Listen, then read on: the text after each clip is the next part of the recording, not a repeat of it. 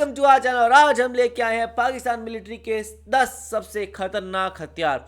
हमें पता है पाकिस्तान के पास जो है वो न्यूक्लियर पावर, जो आप कह सकते हो इक्विपमेंट्स बहुत ज़्यादा है और साथ में वो न्यूक्लियर एनर्जी में काफ़ी ज़्यादा आगे बढ़ता जा रहा है। लेकिन उसके 10 सबसे खतरनाक हथियार कौन से हैं वो हम देख लेते हैं। वही, और मतलब कि पाकिस्तान बहुत ज़्यादा डेवलपमेंट कर रहा है अपनी आर्मी में, अपने वेपन्स में और नेवी में भी ये काफ़ी ज़्यादा मतलब कि कर रहा है। और हम लोगों ने ये भी देखा था ना कुछ वीडियोज़ में कि पहले पाकिस्तान के पास सबमरीन्स वगैरह नहीं थी, लेकिन अब तो शायद पाकिस्तान सबमरीन्स वगैरह तक लेने लग गया है।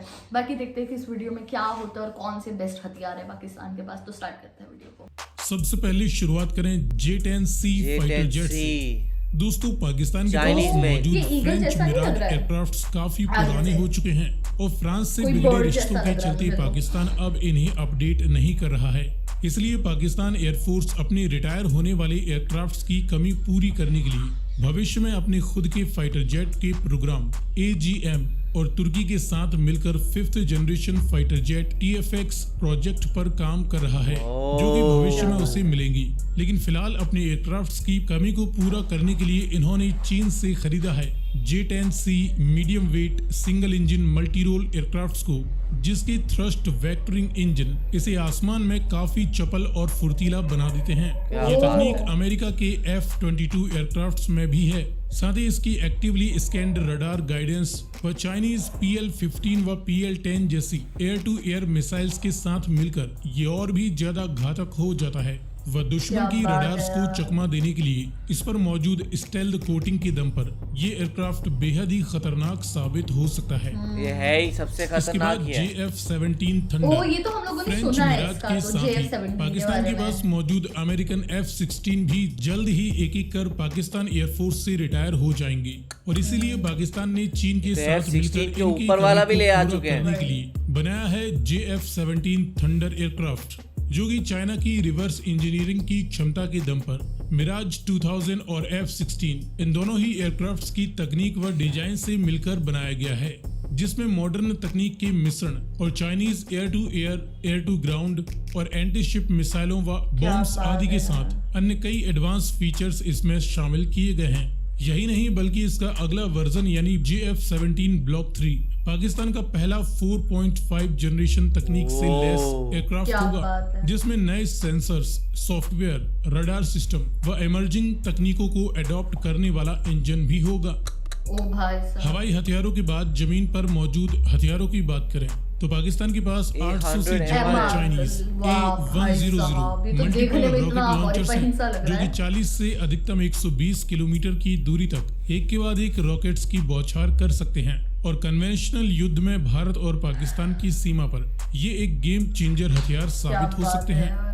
कन्वेंशनल वार में यूं तो भारत के पास भी K9 वज्र जैसी खतरनाक सेल्फ प्रोपेल्ड हवित्जर्स हैं, तो इनका मुकाबला करने के लिए पाकिस्तान ने भी चीन से खरीदे हैं ट्रक माउंटेड SH-15 हवित्जर्स, जो कि एक 360 डिग्री हवित्जर है और 40 से 72 किलोमीटर की दूरी तक 4 से 6 राउंड्स प्रति मिनट की दर से फायर कर तेजी से अपनी लोकेशन भी बदल सकते हैं। पाकिस्तान ने 300 यूनिट्स चीन से रेडी टू यूज कंडीशन में खरीदे हैं, तो वहीं आगे वह इनका निर्माण अपने ही देश में करने लगा है। और इस हवित्जर्स की खास बात यह है कि इससे न्यूक्लियर वारहेड्स भी फायर किए जा सकते हैं, जो कि किसी भी देश की सीमा को छोटे परमाणु हथियारों के हमले से तहस नहस कर सकते हैं। इन मल्टीपल रॉकेट लॉन्चर्स व हवित्जर्स के अलावा पाकिस्तान दुनिया में सबसे ज्यादा मैन बैटल टैंक्स रखने वाले देशों में से एक है। इनके पास अल जर्रार, अल खालिद व TAT के साथ कई चाइनीज टैंक्स हैं और आगे है तुर्की के साथ मिलकर लेटेस्ट अल खालिद 2 और तुर्किश एटले टैंक भी हासिल कर लेगा। लेकिन फिलहाल इन्होंने चीन से लिया है VT-4 man battle tank. 1500 horse power एक ऑटोमेटिक टैंक है, जो कि न्यूक्लियर, बायो व केमिकल अटैक्स से सुरक्षित रहता है। ये कुल 38 राउंड्स फायर कर सकता है, जिसमें से 22 ऑटो लोडिंग रहते हैं। इसकी अधिकतम रफ्तार 70 किलोमीटर प्रति घंटा व ऑपरेशनल रेंज 500 किलोमीटर से भी ज्यादा बताई जाती है। चीन इसे दुनिया का सबसे बेहतरीन टैंक बताता है। जब बात जमीन पर मौजूद ऐसे घातक टैंक्स की हो, तो फिर इन टैंकों के काल बन रहे मॉडर्न व घातक ड्रोन्स की जरूरत हर एक देश को होती है। और इस समय टैंक किलर्स के नाम से मशहूर तुर्किश बैरख्तर अनमैन्ड एरियल व्हीकल जो कि यूक्रेन, रशिया व आर्मेनिया अजरबैजान युद्ध के अलावा दुनिया भर के कई विवादित हिस्सों में अपना कमाल दिखा वाला चुका है। शायद अभी तक और इंडिया को पाकिस्तान नहीं ने मिला है। तुर्की के साथ मिलकर अपने ही देश में करीबन इसकी 48 से 50 यूनिट्स बनाने की डील की थी, जिसके तहत पाकिस्तान के पास यह खतरनाक ड्रोन आज मौजूद है।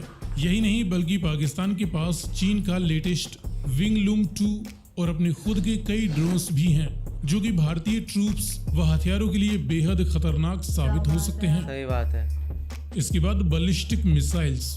पाकिस्तान की सबसे बड़ी ताकत है उसकी न्यूक्लियर वेपन्स, जिनके दम पर भारत पाकिस्तान पर कोई भी बड़ा एक्शन नहीं ले सकता, और इसकी वजह से ही पाकिस्तान की सभी मुस्लिम देशों के बीच एक अलग ही धाक बनी रहती है। पाकिस्तान अपनी न्यूक्लियर वारहेड्स को कई शॉर्ट रेंज व मीडियम रेंज बैलिस्टिक मिसाइलों जैसे गजनवी, शाहीन, अब्दाली, नस्र आदि के माध्यम से डिलीवर कर सकता है, और लगभग 70 से 80% भारत को अपना निशाना भी बना सकता सही है। बात लेकिन है। शाहीन 3 जो कि 2750 किलोमीटर की रेंज के साथ पाकिस्तान की सबसे लंबी दूरी तक मार करने वाली बैलिस्टिक मिसाइल है। इसके दम पर पाकिस्तान पूरे भारत को कवर कर सकता है।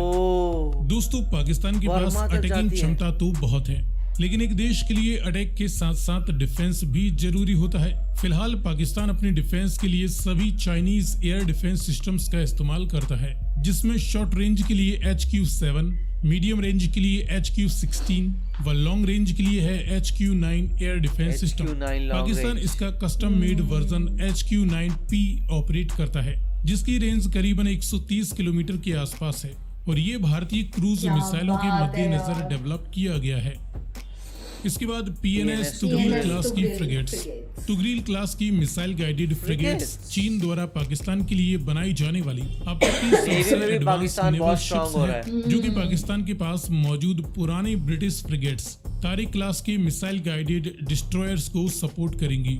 ये frigates anti submarine, anti aircraft जैसे कई मिशंस को अंजाम दे सकती हैं। साथ ही इन पर एक कमोव KA-27 या एक Harbin Z-9 helicopter land attack missiles के साथ तैनात किए जा सकते हैं।